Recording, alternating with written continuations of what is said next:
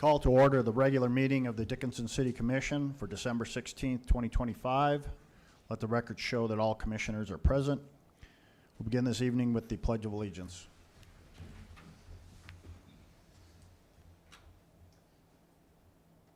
I pledge allegiance to the flag of the United States of America and to the republic for which it stands, one nation, under God, indivisible, with liberty and justice for all.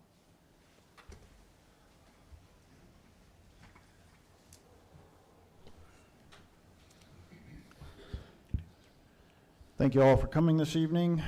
Proceed with the order of business. Mr. Dossinger, are there any changes to the order of business? Good evening, Mr. President, members of the Commission. There is no change to the order of business this evening. Any questions on the order of business? Hearing none, I look for a motion. Mr. President, I move to approve. I have a motion to approve the order of business. Second. With a second, any further discussion? All in favor of the order of business as presented, state aye. Aye. Opposed, same sign. Motion carries. Next item is the consent agenda. Commissioners, are there any items on the consent agenda that you wish to discuss? If there are nothing or no items on the consent agenda you wish to discuss, I would look for a motion. Mr. President, I move to approve. We have a motion to approve by Commissioner Murphy, Second. second by Commissioner Frederick. Any further discussion? Hearing none, we'll vote. Mr. Murphy? Aye. Mr. Frederick? Aye. Dr. Bear? Aye. Mr. Riddle? Aye. Chair votes aye. Motion carries. We'll move into administration and finance. We'll begin this evening with the introduction of our new city assessor, Mr. Dossinger. Thank you, Mr. President, members of the Commission. It is my pleasure to introduce our new city assessor, Chris Dickinson. Chris joins the city with a strong commitment to public service and a clear understanding of the important role the assessor's office plays in ensuring fair, accurate, and transparent property valuations for our community. We are excited to welcome Chris to the city team and look forward to the experience and perspective he will bring to this role. Please join me in welcoming Chris Dickinson as our new city assessor. And Chris is in the audience if he would like to come forward and introduce himself to the Commission and our community. Good evening, everybody. Good evening. Chris Good evening. Dickinson, new city assessor. Still learning about the position, but I'm very excited to be here. It's been a long journey. It's been a very pleasant journey to get here, and I'm really looking forward to engaging with the community, especially, and moving forward in the position. So I appreciate the offer to be here today and move forward into the future. So, Welcome aboard and glad to have you. Appreciate it, and for anybody from the public who's in here, my office door is always open. I am one that is very personally engaged with taxpayers and the community, so I do that. My office door is, and I'll have a couple more chairs in there. Everybody's welcome, so I do appreciate it, and thank you for having me on board with the team. I'm really excited to be here. Well, welcome. Thank you. So much. We'll move into item B. We have a super pumper, Frankie's tobacco renewal license. Mr. Dossinger.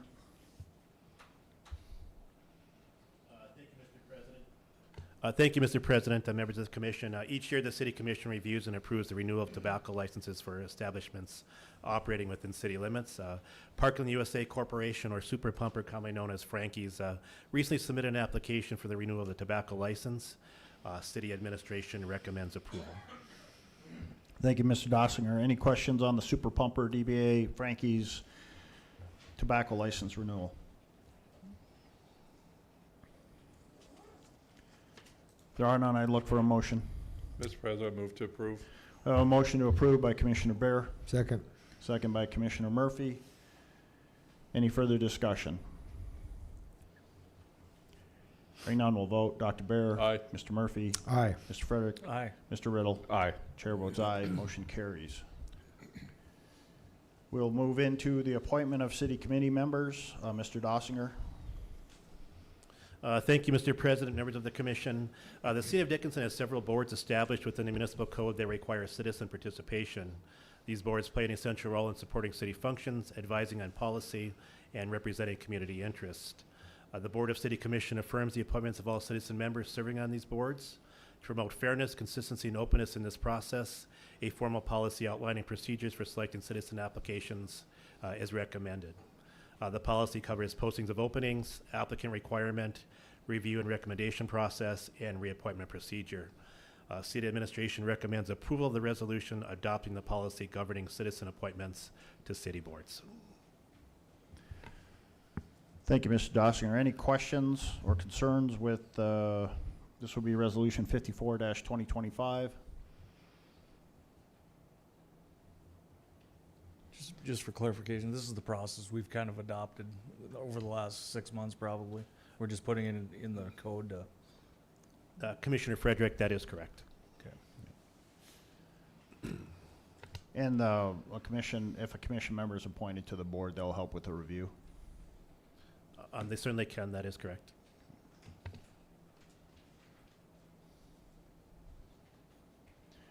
Any other questions or concerns?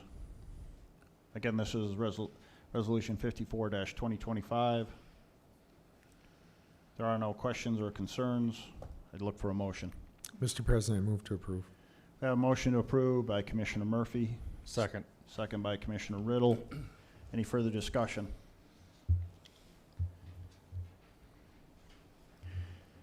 Hearing none, we'll vote. Mr. Murphy, Aye. Mr. Riddle, Aye.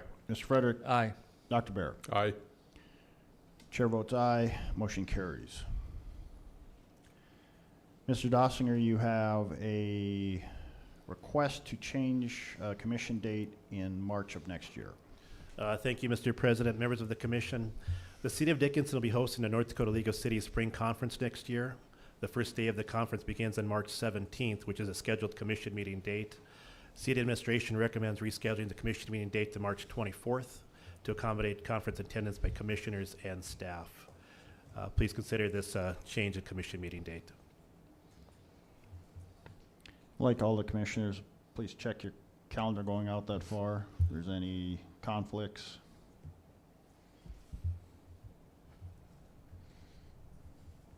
Anyone, any conflicts moving it 1 week?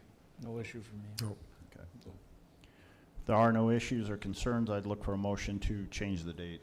Mr. President, I move to approve. I have a motion to approve by Commissioner Bear, Second. second by Commissioner Frederick. Any further discussion or questions? Hearing none, we'll vote. Dr. Bear. Aye. Mr. Frederick. Aye. Mr. Riddle. Aye. Mr. Murphy. Aye. Chair votes aye, motion carries. Next item up, we have a CD renewal. This will be presented by Deputy City Administrator Carlson. Thank you, President Decker and Commissioners.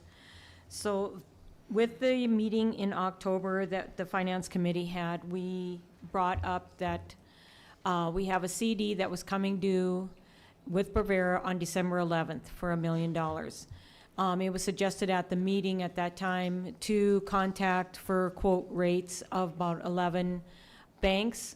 And with that, we had the quotes, and with the quotes and the scoring, First International Bank and Trust had the best rates at 6 months at 410, 12 months at 390. And with that, we would like to request to go ahead and open a checking account to purchase the $1 million CD at First International Bank.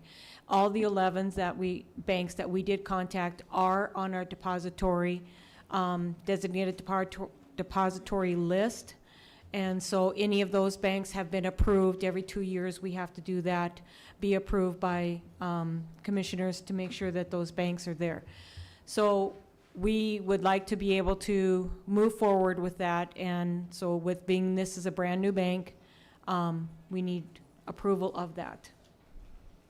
All right, thank you, Mrs. Carlson. Any questions on the CD renewal? If there are none, I'd look for a motion. Mr. President, move to approve. We have a motion to approve by Commissioner Frederick, Second. second by Commissioner Riddle. Any further discussion? Hearing none, we'll vote. Mr. Frederick, Aye. Mr. Riddle, Aye. Dr. Bear, Aye. Mr. Murphy. Aye. Chair votes aye, motion carries. Thank you. We'll now have our monthly financial report, and that'll be presented by Deputy Finance Director Greenwood. Good evening, Commissioners, Mayor Decker. I have the November financial report. The general fund balance right now is around 9 million. We're still under budget on expenses in all departments. General fund is looking good. The only department that's kind of coming in over budget is EMS, which we kind of expected since they're new this year. For our 1% sales tax, we received 300, or right now we're 375,000 more than what we received last year. For the 0.5%, we are 187,500 over last year. And overall, we are 562,500 over last year. And I think we'll probably expect to see this revenue still coming in with Christmas shopping staying local in the next couple months. Our hospitality tax is down a little from last month. But overall, we have surpassed our budget for the year. Oil impact is following the same trend as last year. We budgeted an even 15 million for the year, and we received just over that through November.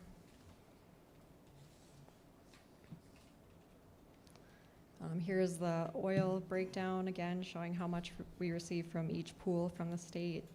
We had a total payment of 1.3 million in November.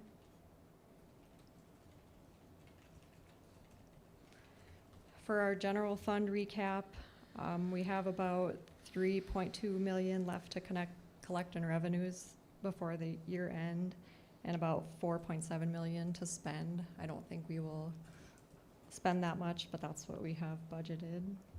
So we're doing really well, keeping on track. And then for utilities, we have met our budget on revenues this month. In your packet is the age trial balance for receivables. We have quite a bit that is past the 60 to 90 days. Some of that is mowing fines that are coming in from the summer, but we also have two larger customers that are owing a lot for refuse tickets. My staff is working on collecting those, but you'll see that pie chart looks a little bit different than the previous month. Have any questions? Thank you, Mrs. Greenwood. Any questions for Mrs. Greenwood or city staff on the monthly financial report? Thank you so much. Thank you. Thank you.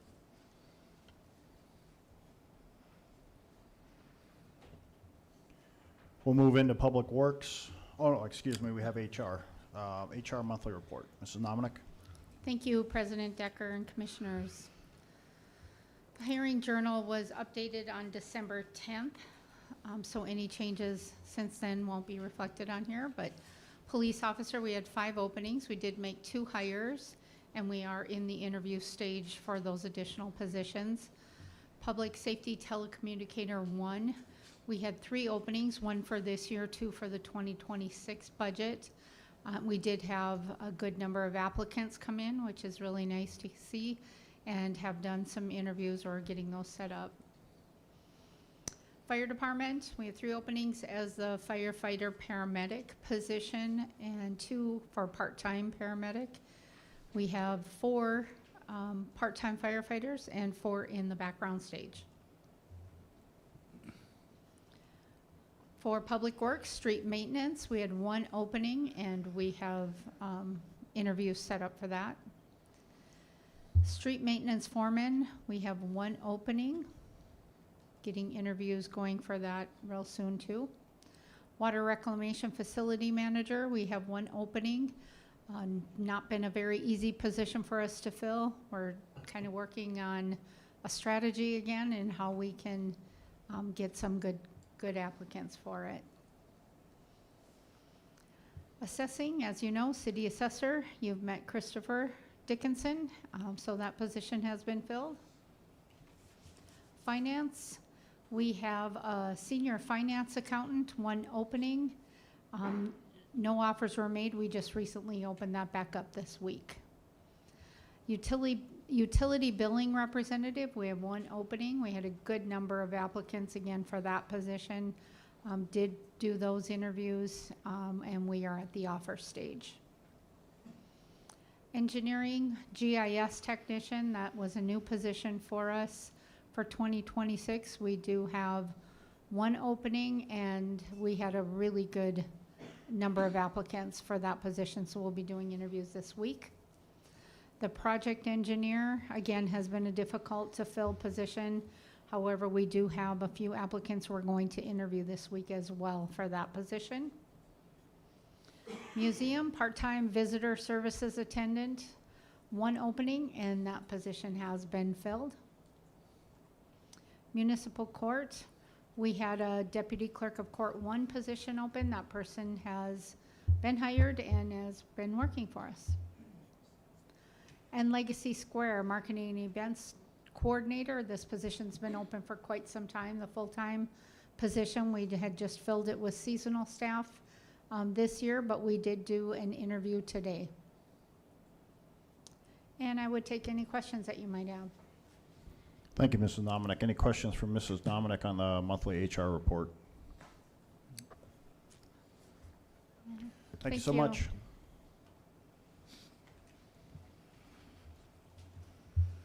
Now we'll move into Public Works. We have our snow removal report, and this will be presented by Deputy Public Works Director Waldo. All right. Good evening, Mr. President and Commissioners. I'm Jake Waldo. I'm your Deputy Public Works Director, and I'm in front of you this evening to talk a little bit about the storm that we had on Thanksgiving weekend and give sort of an overview of what snow removal operations are going to look like going forward for this winter, for your benefit and also for the benefit of the community. Winter arrived a little earlier than at least I expected this year. We've had a couple of snow events that were right around that 1 inch or less mark.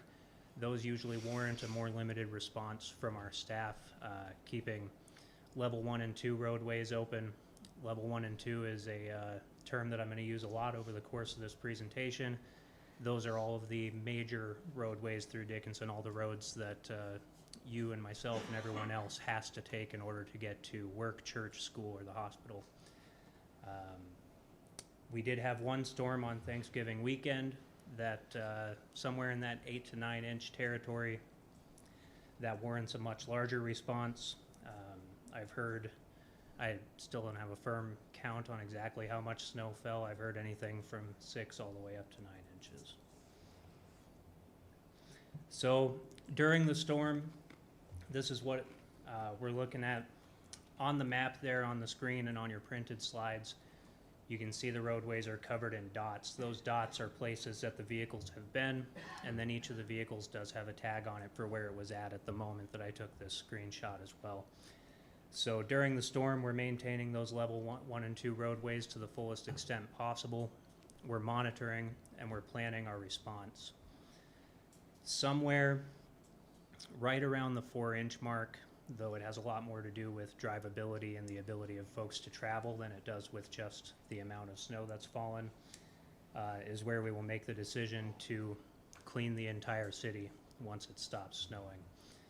And that is what we did. So we removed the trucks from the map here, and we can see this is 3 hours after the storm ended. So this was 8 a.m. on Friday morning. We have equipment that's already moving out, beginning to clear their assigned routes. In this case, when we do a full cleaning of the town, we call in contractors to come and help us out. Level 1 and 2 roadways are still being monitored and maintained by trucks. That's plows, sanders, brine units. Those are not going to be pictured here. The screenshots that I included here focus on the heavy equipment. At 6 hours, you can see we already have some decent progress made. Everybody is kind of sectioning off large areas of town. And I am just going to run through these here. I just want to show a progression of sort of how this evolves over the course of a day. At 12 hours. And then at 14 hours, I stopped. That's where we finished for the first day. And I misspoke earlier. I said Friday. This was Saturday. That was my mistake. 14 hours is where we finished for the first day. You can see mostly done. What's left is residential at that point. Coming back in the next day, this would be 3 hours in on Sunday morning. and 6 hours in on Sunday morning, snow removal is finished. Now, like I said, this is our heavy equipment route. This was a relatively minor snowstorm in comparison to some of the things we've experienced in the past. 9 inches is a lot. It felt like a lot for the end of November, but we've seen much, much worse. The other major aspect here is hauling snow. We do this downtown next to schools and in congested areas. We had 250 truckloads that we hauled out from this last storm. We started that at 2 a.m. on Sunday and we finished around noon. The reason that we do that on Sunday, we like to give those business owners downtown and those other folks who live in those congested areas a chance to sort of clean up their yards a little bit before we come and haul all the snow away. And then I did briefly want to touch on cost. At this time, these are still rough numbers. Invoices hadn't completely come in. I had to talk with some of the contractors to try and get rough numbers, so I rounded here.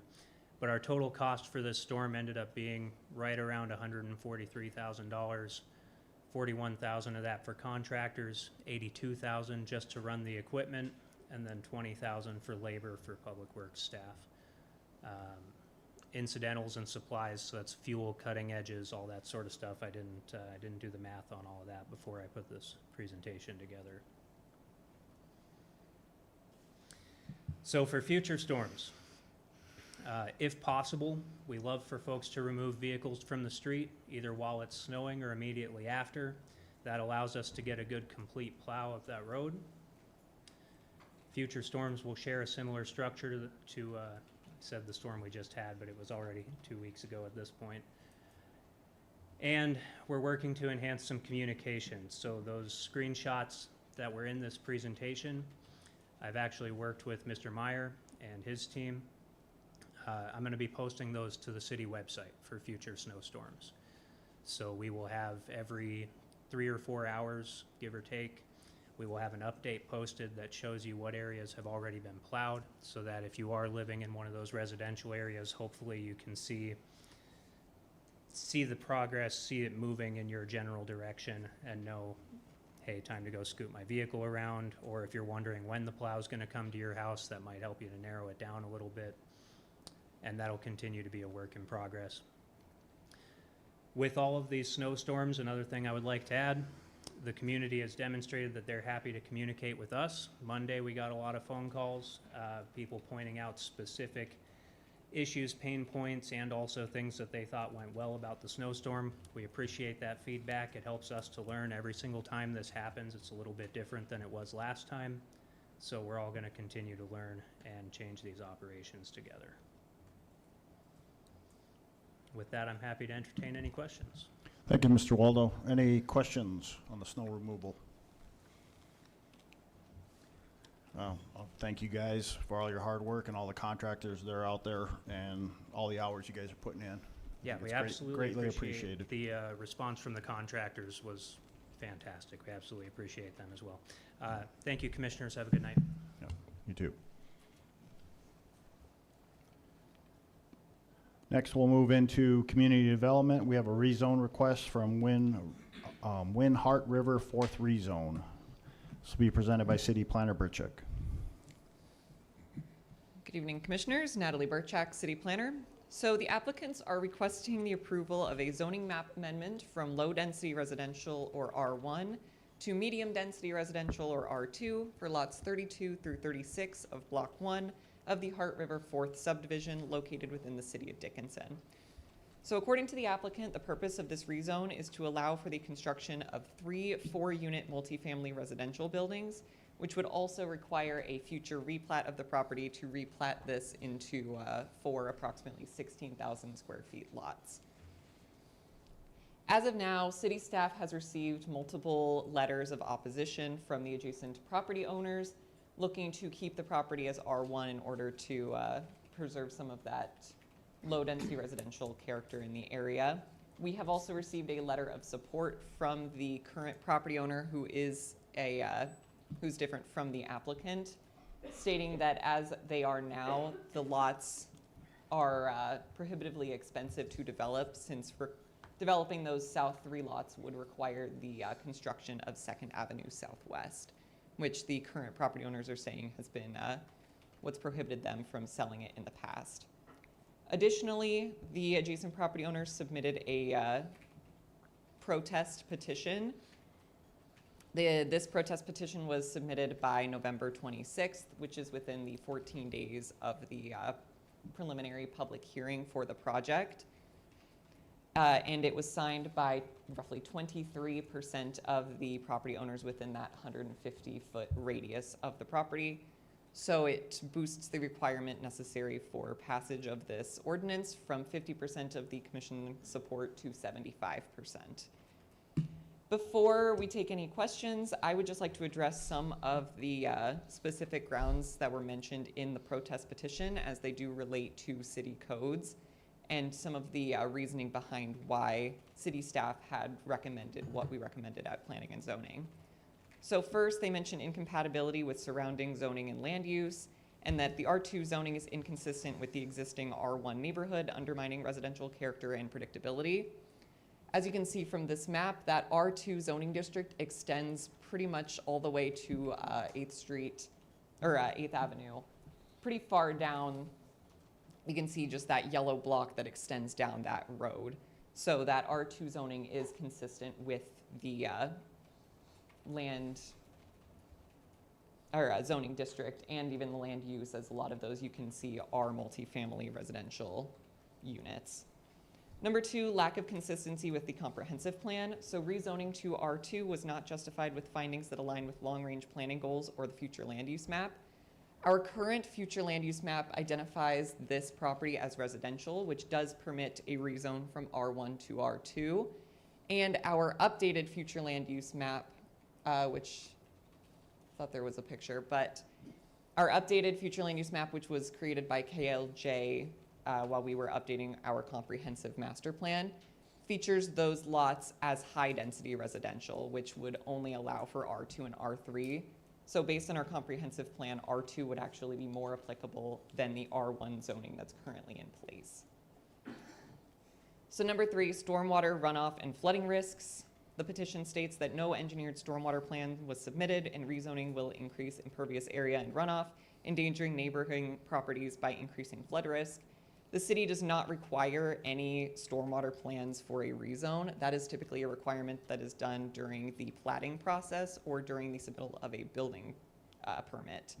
So that's not something that's historically been required of an applicant at this stage. It would be required moving into if a plat and a building permit were submitted. And even though the R2 zoning district allows for 15% more impervious surface coverage, that is just a maximum. So if that increase would not be permitted based on the stormwater requirements in the area, then they would not be able to just have, they are not guaranteed that 65% if stormwater is prohibitive of that. And then point number 4, infrastructure, traffic, buffering, and neighborhood impacts. Additional density threatens to overload roads, utilities, generate excessive noise, and lacks adequate buffering or screening to protect residential neighborhoods and neighbors. Is more of a personal argument. As of now, city staff has no concerns with the addition of these units going from 5 units to 12 units. We don't see as generating significant traffic, especially with the introduction and the expansion of 2nd Avenue Southwest further south. So with that, the applicant is present as well to answer any questions that you may have. I'm also present to answer questions that you have. Staff would recommend approval of this rezone request. Thank you, Ms. Burchek.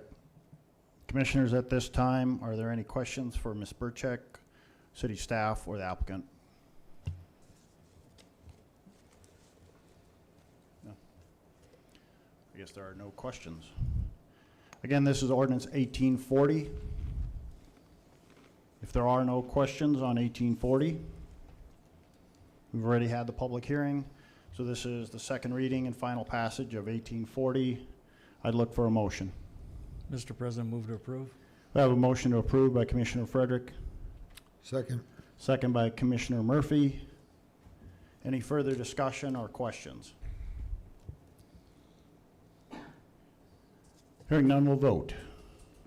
Mr. Frederick? Aye. Mr. Murphy? Aye. Dr. Bear?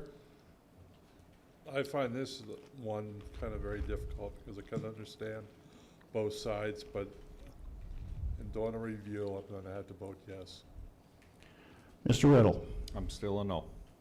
Chair votes aye, motion carries. Thank you.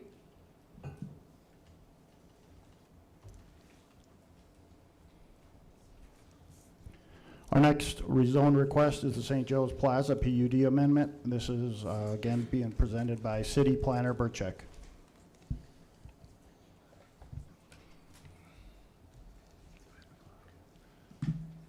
Are we moving on to public Mi- hearing or? Mr. President, Oh, It is 5 o'clock. Yeah.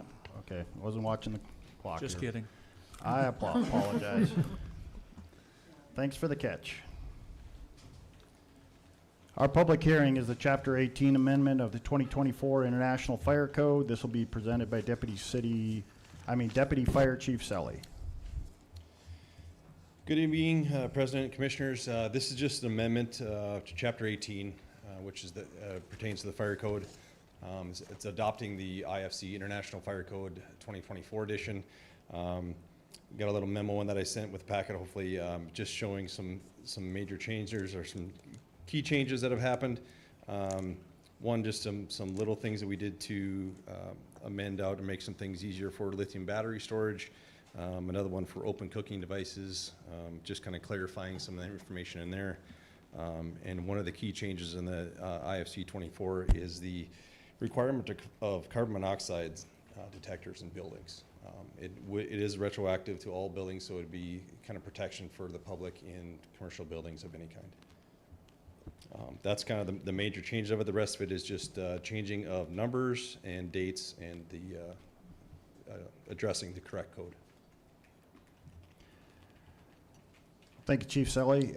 Any questions for the chief on the fire code amendment, Chapter 18? This is 1844, Ordinance 1844. And this is what the state adopted? This is what, yeah, some of the changes that we made were to match the state adoption, and that their adoption is going to be going through here in the first of the year as well. Okay, Just stay in alignment with the state. sounds good. Chief Selly, so the CO requirement, is there a time limit for those since it's retroactive? It's something we'll work with each business individually, and it does have an exception for existing buildings that you can use a battery operated and not have Okay. tied it to an alarm system. If you have an alarm system, you can do it that way. Just because that gas is odorless and deadly, it's something that was probably needed a while ago, but is a good piece. It's going to be a enforcement issue, I guess, with us. It's something we're going to have to work through with the public. It's probably good timing with what just Yeah. happened in Fargo, I think. Yeah. A couple weeks ago or so. Mm-hmm. Yeah, it's definitely something that probably should have been there a while ago. You know, it's in residential code for most houses and things like that. Most of the apartments that have been built here recently all have them in individual apartments. It's just going to be the businesses that might have to address some things, and there's exceptions to it, which wouldn't be required, but. Okay, thank you, Chief. This is Ordinance 1844. So, any further questions for the chief or city staff? Not, I look for a motion. Public hearing. Public hearing? Oh, boy. I got you guys here to check everything tonight, so I got my mind somewhere else now. Yeah, so we'll open up the public hearing. If anyone wants to come forward, please come forward. State your name and let us know if you have any concerns with this ordinance.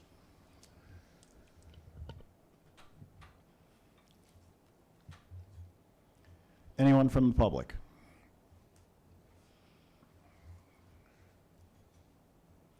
Anyone from the public have any questions or concerns?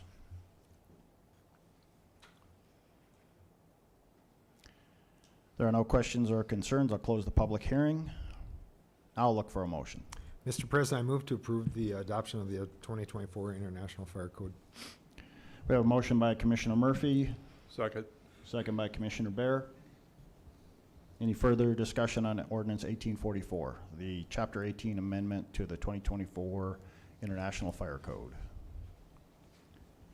Hearing none, We'll go ahead and vote. Mr. Murphy? Aye. Dr. Bear? Aye. Mr. Frederick? Aye. Mr. Riddle? Aye. Chair votes aye, motion carries. Thank you. Thank you. Our next public hearing is a rezone request for the West Ridge 4th rezone. This will be presented by City Planner Burchek. Evening, Commissioners. Natalie Burchak, City Planner. So the applicants are requesting the approval of a zoning map amendment from General Commercial, or GC, to Medium Density Residential, or R2, for Lot 1 of Block 6 of the West Ridge 2nd Edition subdivision located within the City of Dickinson. So the purpose of this rezone is to conform to the R2 that is currently in the area that's just to the west and to the south of this existing lot, to allow for the applicant to combine the subject lot with the properties to the west and south into one larger lot. So the subject property is approximately 2.23 acres. As of now, staff has not received any public comments regarding this rezone. I'm present to answer any questions that you may have. The applicant's representative is also present, and we have a representative from the assessing department if there are any questions regarding kind of the motivation behind the rezone in order to reduce some of the tax burden for the current owner of that land. But with that, staff would recommend approval of this rezone request contingent on the approval of FLP-014-2025. Thank you, Ms. Burchek. Any questions on ordinance 1845? I guess my question, and as I was looking through this, is there a state requirement that says a residential lot, it's not developed? I mean, if it's got to be listed as a commercial lot? For the I agricultural think- taxation? I think that's a assessing question. I think we made that change a couple years ago where all vacant residential lots all of a sudden became commercial lots, and then which changes the taxing amount. Is that a state thing or is that a thing we did? To my knowledge, that's state. I would ask, though, assessing to kind of do that. Yeah. I'm getting head nods, so I believe that's a yes, that is a state requirement. Okay. Yeah, at least I would love to see some more information on that, like where Okay. that is in the century code, that's a requirement for it to be considered state, or a commercial lot when it's a residential lot. Because once a house is built on it, then it reverts back to residential, just doesn't make any sense to me, so. I can go digging through century code prior to the next meeting to give you a specific Even code, an email but- would be Okay, wonderful. sure. Yep. Yeah, but at least when it comes to defining an agricultural property, it doesn't make any distinction between if it's commercial or residential. It just states that if it's zoned anything other than ag, then that's one of the requirements to not be considered agricultural, which it would still meet, but that's not the one that the applicant is trying to remove. Yeah. This went through planning, I struggled with this, I mean, it's a rezone and then a replat, I mean, they're basically vacating the plat, just making it into two big lots, but, so, I mean, I get their point, if they're not gonna develop it, they're paying taxes on Commercial property. 200 lots right now, Yep. so. Right. Or whatever that section is, but it's probably a couple hundred, or 150 lots or something. Right. So, I mean, I get where they're going with it, but it just seems strange that they would be, when it's not actually developed, that it's considered a commercial lot. That's where I'm having a hard time understanding where that is. But then the original plotting sticks if it gets converted back to No, what it is today, right? No, I don't think so. they'd have to replat it again. You'd have to Yeah, it replat would have to go back through this whole process again if process they were to again, yep. replat.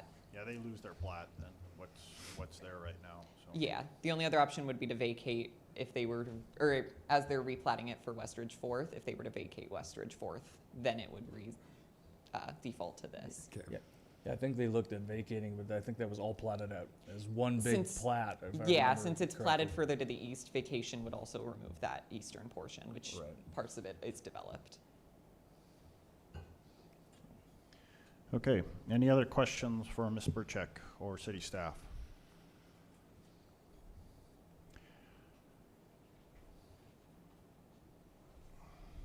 Again,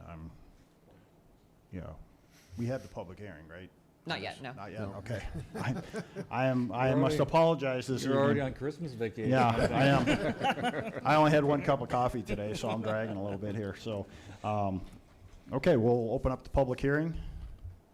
Anyone wish to come forward, please come forward, state your name, and let us know you had any concerns with this public hearing, this rezone request for West Ridge 4th rezone.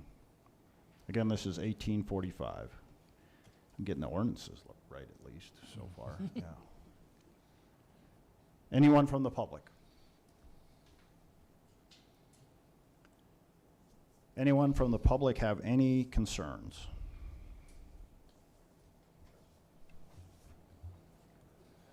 Seeing no one has any concerns or questions, I'll close the public hearing. Commissioners, any further questions? Not, I look for a motion. Mr. President, I move to approve. We have a motion approved by Commissioner Murphy, Second. second by Commissioner Frederick. Any further discussion? Hearing none, we'll vote. Mr. Murphy, Aye. Mr. Frederick, Aye. Dr. Bear, Aye. Mr. Riddle. Aye. Chair votes aye, motion carries. Thank you. Our next public hearing is the Lafleur, I hope I'm saying that correctly, Lafleur, the Flower Market SUP. And Ms. Burchek?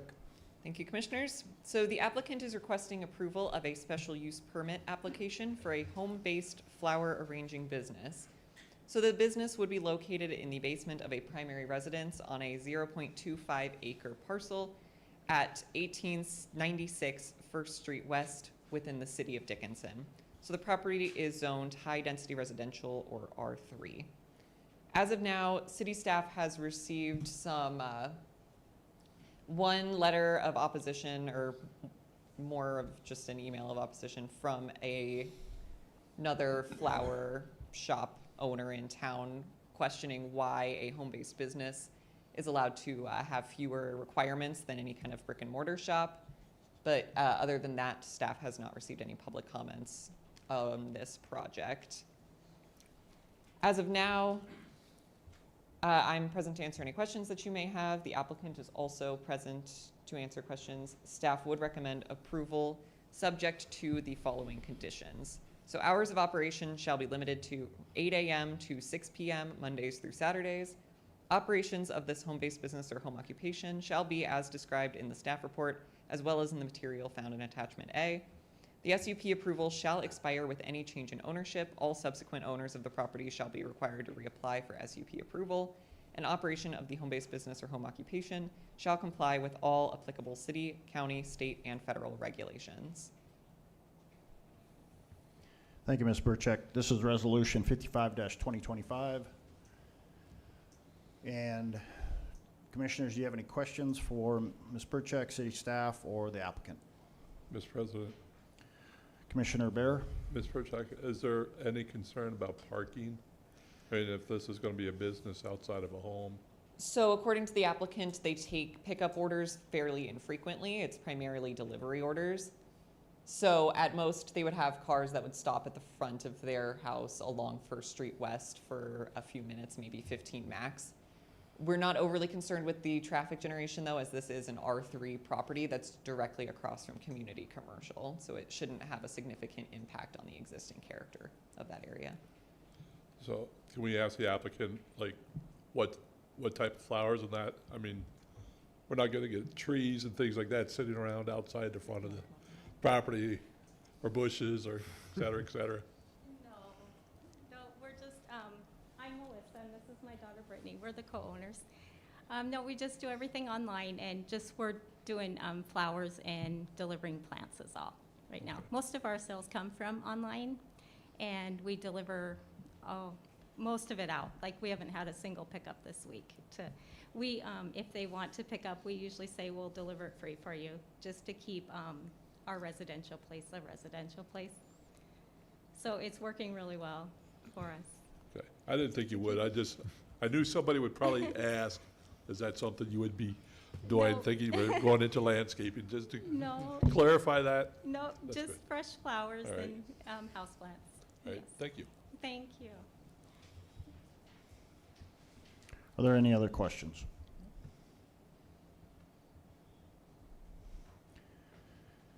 If there are no other questions, this is a public hearing. Open up the public hearing on the SUP for the flower market. Anyone from the public? Anyone from the public have any concerns or questions for the city commission or staff?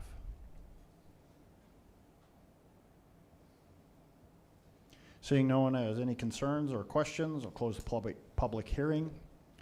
Again, this is 55-2025. This is a SUP for a business. Commissioners, if you don't have any further questions, I'd ask for a motion.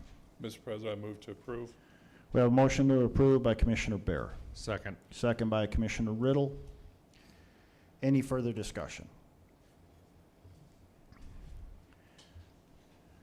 Hearing no discussion, we'll go ahead and vote. Dr. Bear? Aye. Mr. Riddle? Aye. Mr. Frederick? Aye. Mr. Murphy? Aye. Chair votes aye. Motion carries. Thank you. Well, I guess you're back up. Won't go. You're gonna have a won't go busy far. night. Engineering's gonna have a busy night, Yeah. so. Okay, let's go all the way back. And so we're at the St. Joe's Plaza PUD amendment, right? Yes. All right. Thank you so much. Ms. Burchek? Thank you, Commissioners. So Community Development staff is requesting the approval of an amendment to the existing St. Joe's Plaza Planned Unit Development, or PUD, for all of Block 10, all of Block 11, and lots 1 and 2 of Block 4 of the Hilliard Manning Addition subdivision, and all of Block 14 and all of Block 15 of the Hilliard 3rd Edition subdivision located within the City of Dickinson. So the purpose of this rezoning is to allow for the continued operation of restaurant and retail service uses, as well as to clarify maintenance responsibility of parking spaces along 7th Street West. So I have up there the changes to the PUD regulations. So what's in black is an existing regulation, what's in blue is being added. So under item 4, we have section E, restaurants generally, and F, limited retail services will be added as permitted uses within the PUD. And then we're also adding item 20, parking spaces to the south of the property located within the 7th Street West right-of-way shall remain public parking and shall be maintained by the City of Dickinson. Maintenance includes pavement repairs and the striping of parking spaces. The property owner and the city shall continue to collaborate in order to provide adequate snow removal services to and around the property. So city staff, particularly myself and Deputy Public Works Director Waldo, have been working with the property owner to establish an agreement for that snow removal, as some of their snow removal needs are a little bit kind of finicky. So we are continuing to work on that agreement. We are meeting with the property owner again on Monday to hopefully finalize that agreement. As of now, city staff has received no public comments regarding this application, and staff would recommend approval of this rezone request. Thank you, Ms. Burchek. This is ordinance 1841. This is the second reading and final passage. Commissioners, do you have any questions for Ms. Burchek or city staff?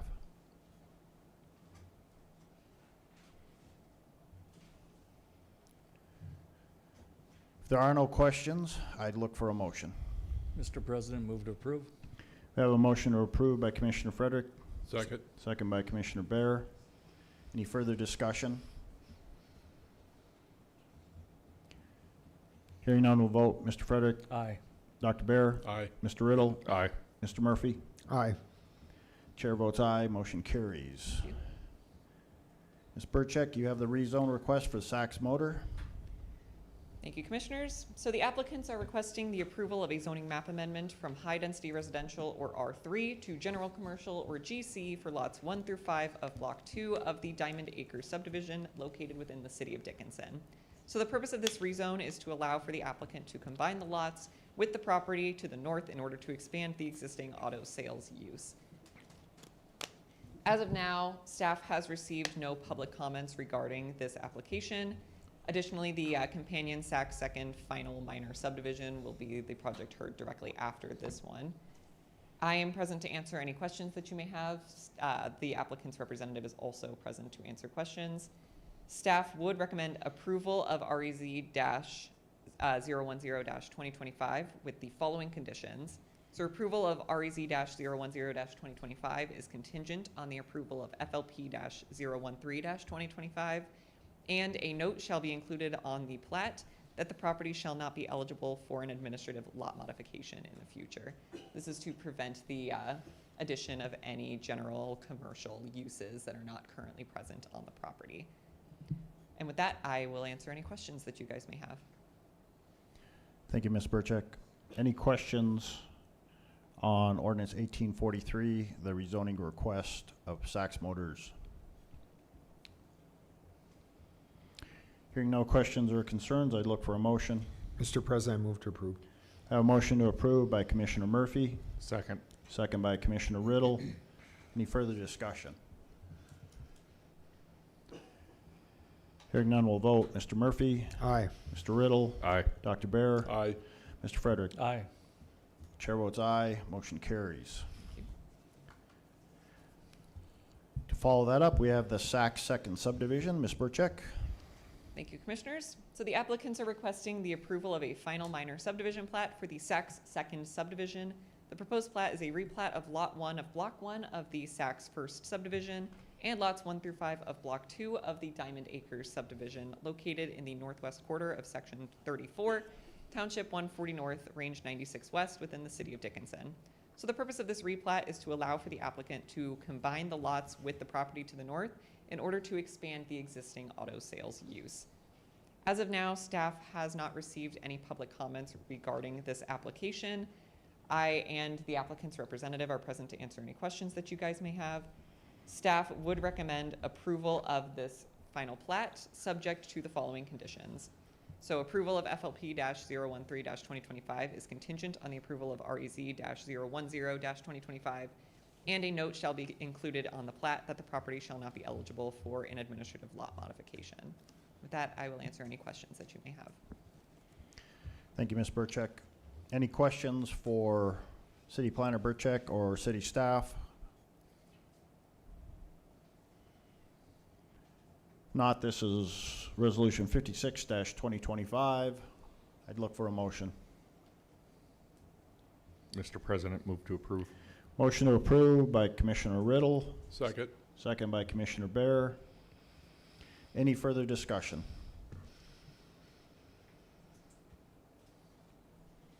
Hearing none, we'll vote. Mr. Riddle, Aye. Dr. Bear, Aye. Mr. Frederick, Aye. Mr. Murphy. Aye. Chair votes aye, motion carries. Thank you. We have a rezone request for the Diamond First rezone. City Planner Burchek. Thank you, Commissioners. So the applicants are requesting the approval of a zoning map amendment from General Commercial or GC to General Industrial or GI for the west 292.78 feet of the south 95.62 feet of Lot 1A of Block 1 of the Energy Center First subdivision located within the City of Dickinson. So the purpose of this rezone is to subdivide the property and combine the south portion of Lot 1A with the property directly to the south. The area being rezoned is approximately 0.64 acres. I am present to answer any questions that you may have. The applicant's representative is also present. Staff would recommend approval of this rezone request contingent on the approval of FLP-011-2025. Thank you, Ms. Burchek. This is the second reading and final passage of ordinance number 1842. Commissioners, do you have any questions for City Planner Burchek or city staff?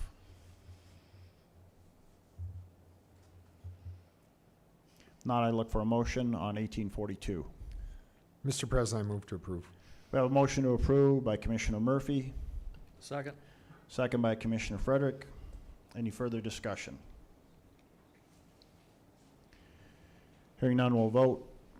Mr. Murphy, Aye. Mr. Frederick, Aye. Dr. Bear, Aye. Mr. Riddle. Aye. Chair votes aye. Motion carries. Thank you. Ms. Burchek, you have a Diamond First Edition minor subdivision. Thank you, Commissioners. So the applicants are requesting the approval of the Diamond First Edition Final Minor Subdivision, being a replat of lots 1A and lot 4 of Block 1 of the Energy Center First Subdivision, located in the west half of Section 1, and the north half of the northwest quarter of Section 12, Township 139 North, Range 96 West, within the city of Dickinson.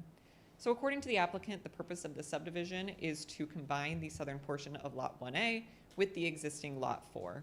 So the proposed subdivision is approximately 5.93 acres. As of now, staff has not received any public comments regarding this application. I and the applicant's representative are present to answer any questions that you may have, and staff recommends approval of this final minor subdivision contingent on the approval of REZ-009-2025. Thank you, Ms. Burchak. This is Resolution 57-2025. Commissioners, do you have any questions? If there are no questions, I'd look for a motion.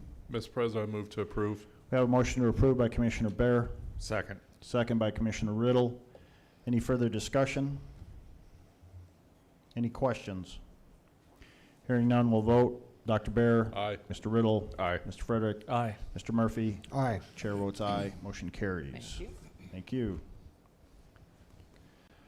We'll move into our road maintenance project resolution to begin the protest period for the SID. This will be presented by Engineering Community Development Director Sklacek. Good evening, Mr. President, Commissioners. For your consideration is a preliminary engineering report for the 2026 road maintenance project. That's city project number 2026-01 and special improvement district number 2026-01-1. The SID and paving portion of this project will be paid for through the road maintenance project funds, and this has been included in the 2026 capital improvement project budget. The interest rate for this SID is proposed to be 4.1%, which was the average daily 10-year Treasury yield interest rate for the month of September 2025. 2026 road maintenance project is planned to construct and replace concrete curb and gutter, sidewalk and accessibility ramps, storm sewer improvements along Kaczynski Drive, asphalt paving in areas of need, and asphalt mill and overlay. Proposed SID will also replace deteriorated driveway approaches and sidewalks, as well as correct deficiencies on pedestrian facilities where practical within the right-of-way. The project benefits are street, curb, and gutter and sidewalks are in need of repairs. Several of the sidewalks are not ADA compliant. These improvements will ensure safe pedestrian walkability and accessibility throughout the neighborhood. The street improvements will extend the life expectancy of the roadways and will reduce maintenance costs for the city of Dickinson.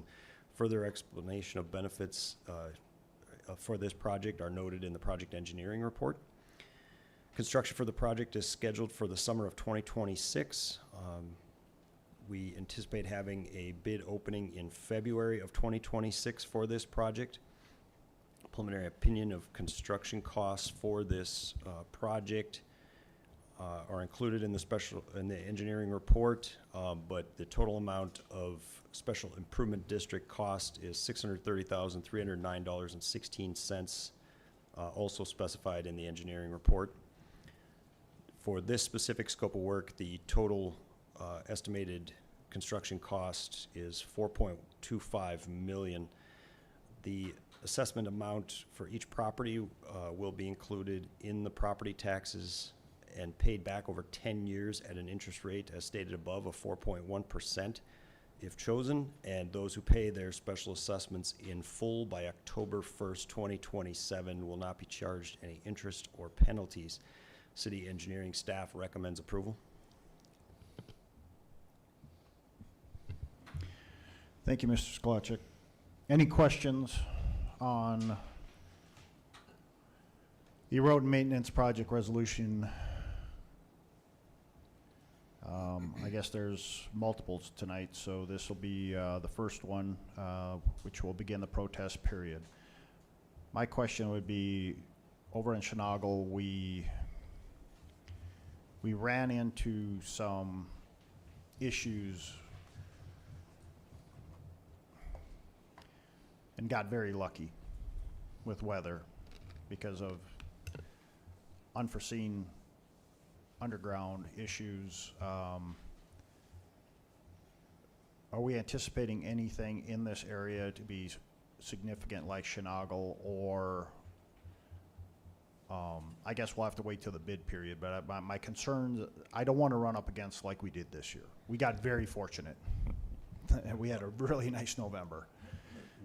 You're correct, Mr. Chairman, and ultimately, in this case, one of the major challenges that we faced in the Chenango area was the fact that it was a very large storm sewer pipe that we were installing, and the structures, some of them weighed as much, if I recall, on the spec sheets, as much as 40,000 pounds. Those are very significant to lift, install.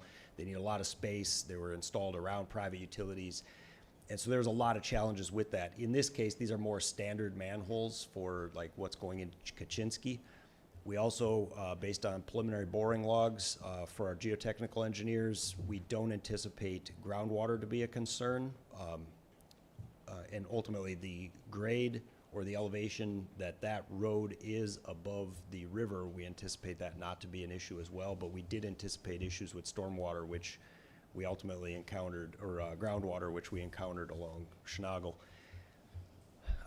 One other attribute I would say, the pavement condition is not quite as poor as what we had over on the Chenango area, so there's less patching anticipated. So those kind of things are pretty time consuming. So there's a number of differences between that project. I think the other attribute, making sure that we have a strong push on the contractor from a schedule standpoint, and from even our pre-construction meeting with the 2025 project, we had concerns, and we expressed those concerns on the date in which they were even going to mobilize in their hot mix plant. So all of those, I would say, are key differences, and we will work with the contractor, whoever that may be, for this project to make sure that we mitigate any of those challenges along the way. I have another question, but I'll allow the other commissioners if they have any. I guess my other concern is coming back to the cost comparative. We had to have special considerations in the Chenango area because the cost of concrete, it costs concrete coming in at the same amount. I guess I see the estimates per lot. Are we anticipating the same cost or a lower cost next year? Or? Based on our engineering report and where we held our estimates for all that we budgeted for the 2026 construction season in our capital improvement plan, we found a bit of a happy medium between our 2024 bid numbers and our 2025 bid numbers. We're not exactly sure because we haven't had much for projects to actually bid out for the 2026 construction season, but we're hoping that these are either close or maybe slightly above what maybe the bid numbers might be, but we never know until we actually get them out to bid and move things forward. So. And with the amount of concrete that we're going to be using, I know that the presidential library will be finishing up, but we are also anticipating two very large projects by DOT on the south side of town. Is there going to be any issue meeting our requirement? I guess we haven't had that specific conversation with the ready-mix supplier here in town, but a significant amount of the ready-mix demand on the presidential library, that's a significant amount of that's been completed thus far, and that's a good question. We can ultimately bring that to their attention, but we did ultimately host just recently a meeting with all of the project bidders that have recently bid in the last few years. That included prime contractors as well as subcontractors, and we gave them a look at what the 2026 construction season will include, with the intent to kind of give them an idea of what all is included, but also encourage some additional bidding for the project. So that for all of those efforts that we've put in already, that's where we feel reasonably confident in our estimate numbers either being at or maybe slightly above what bid numbers might be. Any other questions, commissioners? Not, this is Resolution 58-2025. If you don't have any questions, I'd look for a motion. Mr. President, I move to approve. We have a motion approved by Commissioner Bear, Second. second by Commissioner Frederick. Any further discussion? Hearing none, we'll vote. Dr. Bear? Aye. Mr. Frederick? Aye. Mr. Riddle? Special assessment, no. Mr. Murphy? Aye. Chair votes aye, motion carries. We'll move on to item H, Utility and Street Improvement Project Resolution to begin protest period for SID. Mr. Skolasicek? Good evening again, Mr. President. Commissioners, for your consideration is a preliminary engineering report for the 2026 Utility and Street Improvement Project, City Project number 2026-05, Special Improvement District number 2026-05-1. The SID water main replacement and paving portion of this project will be paid for through several different funding sources, which were included in the 2026 Capital Improvement Project budget. The interest rate for this SID is also 4.1%, which was the average daily 10-year Treasury yield interest rate for the month of September 2025. 2026 Utility and Street Improvement Project is planned to be constructed to replace concrete curb and gutter, sidewalk and accessibility ramps, water mains and service lines, and some sanitary sewer replacements, and then some asphalt patching in areas as needed, as well as full pavement removal and replacement in other areas of need, and then an asphalt mill and overlay where applicable. The proposed SID will also replace deteriorated driveway approaches and sidewalks, as well as correct deficiencies on the pedestrian facilities where practical within the right-of-way. Some benefits for the project are listed below. Street, curb and gutter sidewalks are in need of repair. Several of the sidewalks are not ADA compliant. These improvements will ensure safe pedestrian walkability and accessibility throughout the neighborhood. Street improvements will extend the life expectancy of the roadway and will reduce maintenance costs for the city of Dickinson. Further explanation of benefits are in the project engineering report. There's approximately 11 blocks of water main that are currently 6-inch cast iron, and then 1 block of 6-inch asbestos concrete water main. Those will all be replaced within this project. And these are our most frequent, associated with our most frequent breaks in these water mains. And oftentimes the cast iron mains are corroded and filled with mineral deposit. They can cause some odor and color issues, and they lack sufficient flows to meet fire requirements. And then there are multiple lead service lines that are to be replaced within this project, that are ultimately from the water main all the way to the water meter inside of the buildings, and that will be paid for 100% by the city of Dickinson. And the lead service line replacements will ensure safe drinking water. So anything that was associated with the lead service lines, that won't be covered as part of a special improvement district. So if it's even like the length of that route or within 10 feet of that, that will not be part of the special improvement district. Construction for the project is scheduled to take place during the summer of 2026. Bid opening is anticipated for February of 2026. Preliminary opinion of construction costs for the street improvement project included with the special improvement district is $1,115,467 as specified in the preliminary engineering report versus the total cost of the project, which is estimated at $9.11 million. The assessment amount for each property will be included in the property taxes and paid back over 10 years at an interest rate of 4.1%. And those who pay their assessments in full by October 1st, 2026 will not be charged interest or penalties. City engineering staff recommends approval. Thank you, Mr. Skolasicek. Any questions on Resolution 59-2025? This is a utility and street improvement project. It's basically located on the south side of Dickinson, down south of Broadway, East Broadway, all the way down to the ballpark. I would say it encompasses that whole area of town by the looks of it, minus a few blocks along 22. There were a couple of blocks that were previously done some years prior this includes the rest of that area, which is definitely in pretty significant need of repair.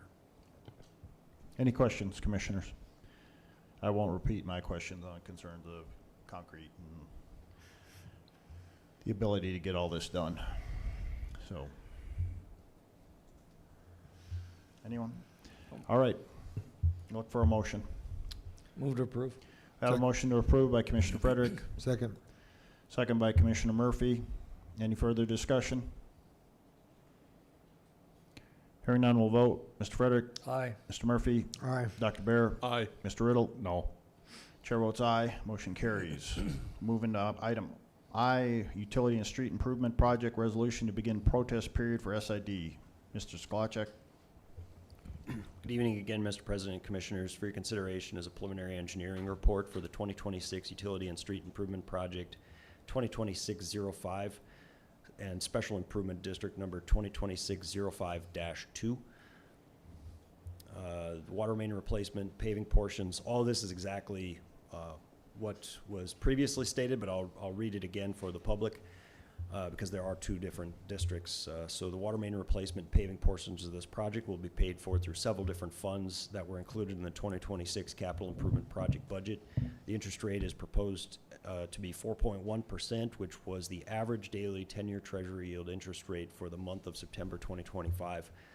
2026 utility and street improvement project is planned to be constructed to replace concrete curb and gutter, sidewalks, and accessibility ramps, water main and service line replacements, some sanitary sewer replacements, asphalt patching in areas of need, full pavement removal and replacement where needed, and then mill and overlay in the other areas.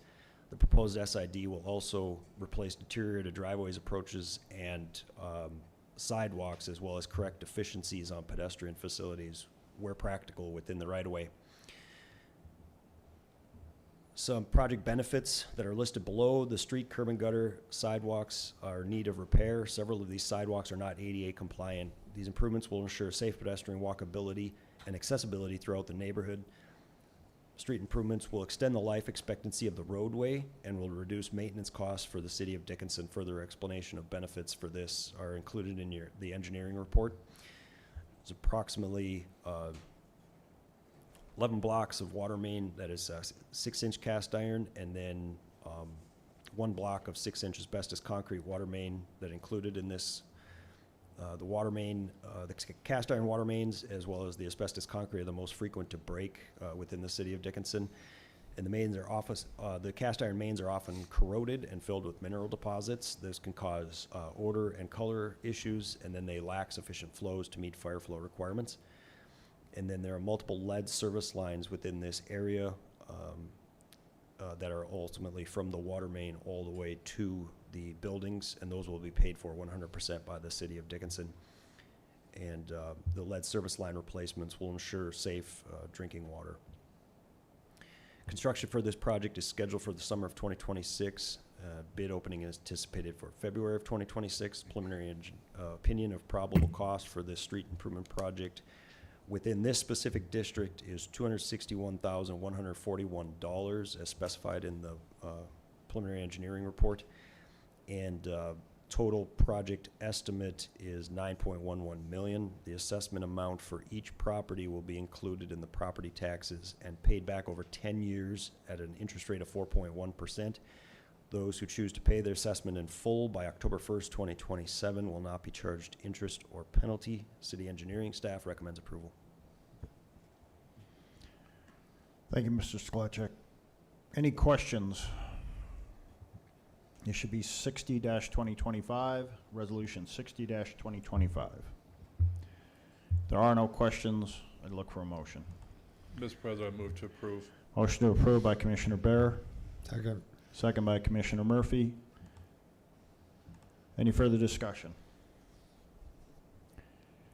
Hearing none, we'll vote. Dr. Bear. Aye. Mr. Murphy. Aye. Mr. Frederick. Aye. Mr. Riddle. No.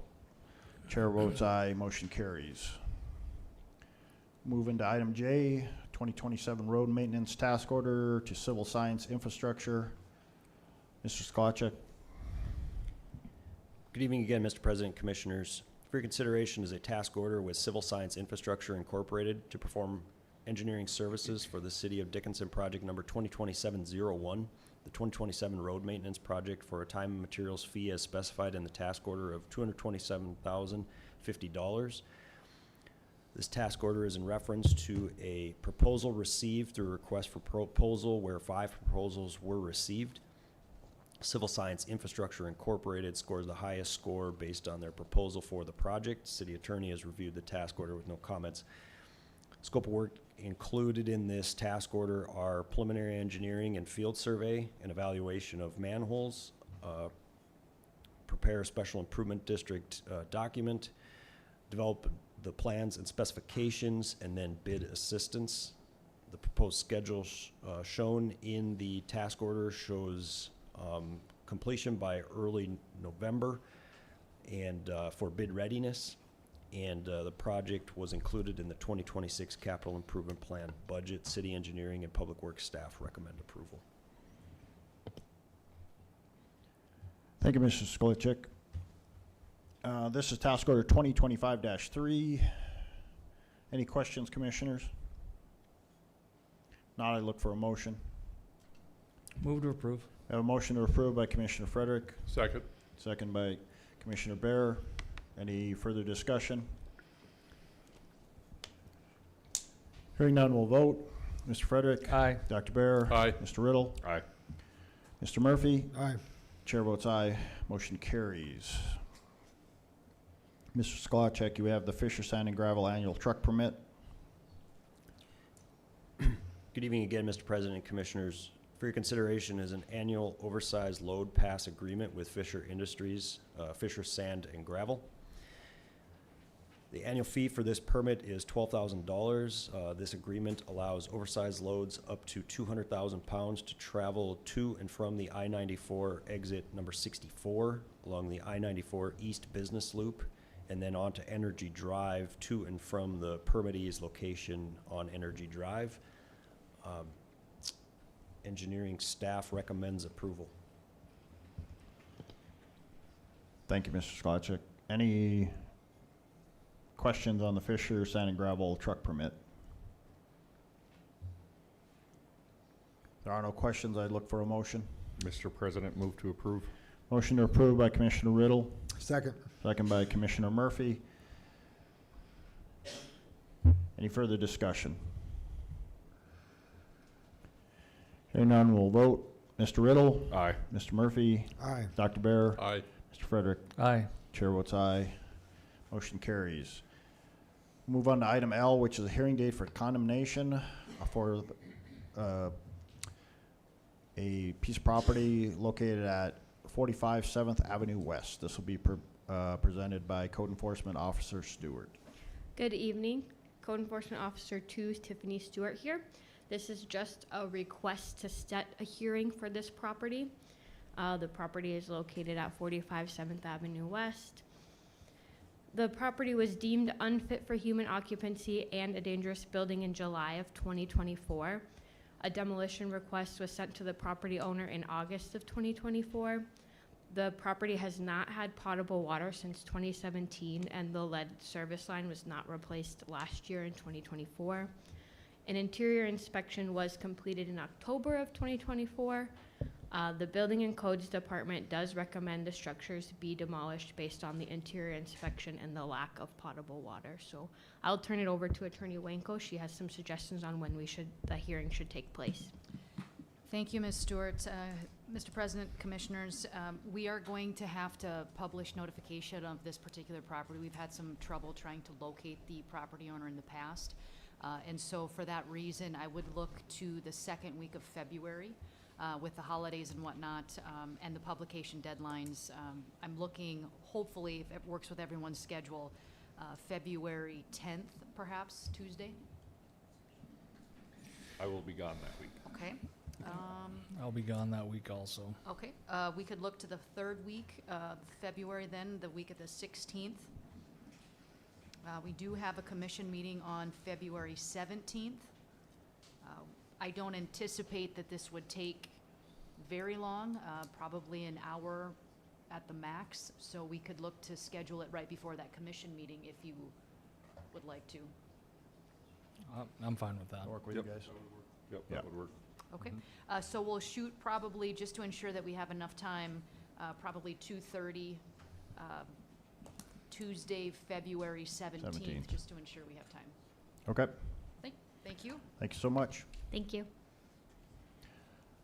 Next up, we have the Bar Engineering Contract Amendment for the East Broadway Dam.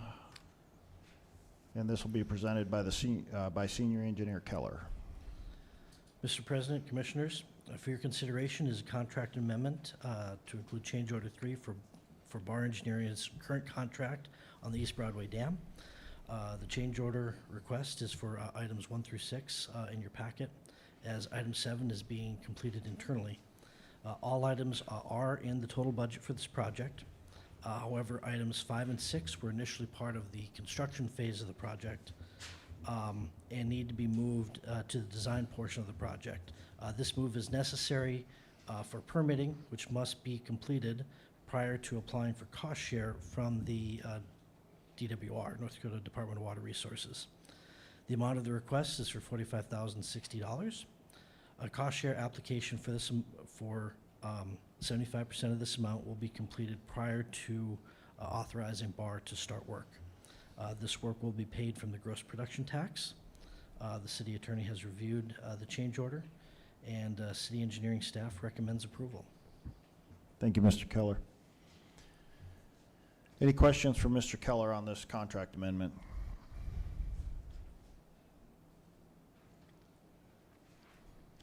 If there are no questions, I'd look for a motion. Move to approve.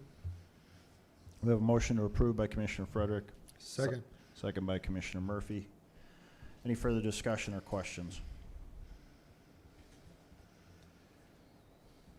Hearing none, we'll vote. Mr. Frederick? Aye. Mr. Murphy? Aye. Dr. Bear? Aye. Mr. Riddle? Aye. Chair votes aye. Motion carries. Next item up, we have AET Geotech Baylor Building Task Order, Senior Engineer Keller. Mr. President, Commissioners, for your consideration is a contract for construction geotechnical services from American Engineering and Testing, AET. This contract covers geotechnical and material testing for the construction of the Baylor Building expansion. The work includes density and compaction testing, concrete testing, reinforcing steel observation, laboratory work, and reporting. This contract would be completed on a time and materials basis with an estimated cost of $29,111.50. The funding for this is budgeted from GPT and an SRF loan. The contract in your packet is the markup. AET has subsequently provided a clean version of their contract, incorporating the city attorney's comments. The city engineering staff recommends approval for this contract. Thank you, Mr. Keller. Do we have a task order number? I went through the contract. I don't see anything in it. There wouldn't be a task order. This is a standalone. Okay. Is it a for standalone AET. contract? Yes. Okay. All right, any other questions for Mr. Keller or city staff on the Baylor Building Task Order? Not, I'd look for a motion. Mr. President, move to approve. We have a motion to approve by Commissioner Riddle, Second. second by Commissioner Bear. Any further discussion? Hearing none, we'll vote. Mr. Riddle. Aye. Dr. Bear. Aye. Mr. Frederick. Aye. Mr. Murphy. Aye. Chair votes aye. Motion carries. Mr. Keller, we have the East Broadway Dam temporary construction easement. Mr. President, Commissioners, for your consideration is an easement from the Dickinson Park District to the City of Dickinson for a construction and access easement for the proposed East Broadway Dam replacement. This easement is required for the permitting and construction of the rock riffles and riprap for the project as a portion of the permanent structure that abuts the Park District's property. Additionally, a temporary construction permit has been granted by the district for access to the area while the project is actively being constructed. The area that this is the actual construction area that we see here. The city attorney has reviewed the easements, and the city engineering staff recommends approval. Thank you, Mr. Keller. Any questions for Mr. Keller or staff? Or the Park and Rec has a representative here, Benjamin Ray's here this evening. If you have any questions on this temporary construction easement. There are no questions. I'd look for a motion. Mr. President, move to approve. We have a motion to approve by Commissioner Murphy, Second. second by Commissioner Riddle. Any further discussion? Hearing none, we'll vote. Mr. Murphy, Aye. Mr. Riddle, Aye. Mr. Frederick, Aye. Dr. Bear. Aye. Chair votes aye, motion carries. And Mr. Keller, you have a construction engineering for sanitary manhole repairs, so it's a more engineering task order. Mr. President, Commissioners, for your consideration is a task order 2, with more engineering for construction engineering for the sanitary sewer manhole replacement project for an estimated time and material amount of $141,555. The funds for this portion of the project will be cash on hand, and a legal review of this task order has been completed. This task order includes construction engineering services, general contract administration, and a resident project representative. The city engineering staff recommends approval. Thank you, Mr. Keller. Any questions on the more engineering task order? There are no questions. I'd look for a motion. Mr. President, move to approve. We have a motion to approve by Commissioner Frederick, Second. second by Commissioner Riddle. Any further discussion? Hearing none, we'll vote. Mr. Frederick? Aye. Mr. Riddle? Aye. Dr. Bear? Aye. Mr. Murphy? Aye. Chair votes aye, motion carries. Thank you. Thank you, Mr. Keller. Moving to public comments. There's no one signed up for public comments this evening. Commissioners, any comments? I miss anything? I know I was a little off tonight, but did I miss any? Okay, we're through? All right. Commissioners, any comments? No. All right. Just wish you all a very Merry Christmas, Happy New Year. Stay safe, everyone. There's bad weather coming in the next couple days. Take a little extra time. Be safe. See you guys on 2026. So that's it. I'd look for a motion to adjourn. So moved. Second?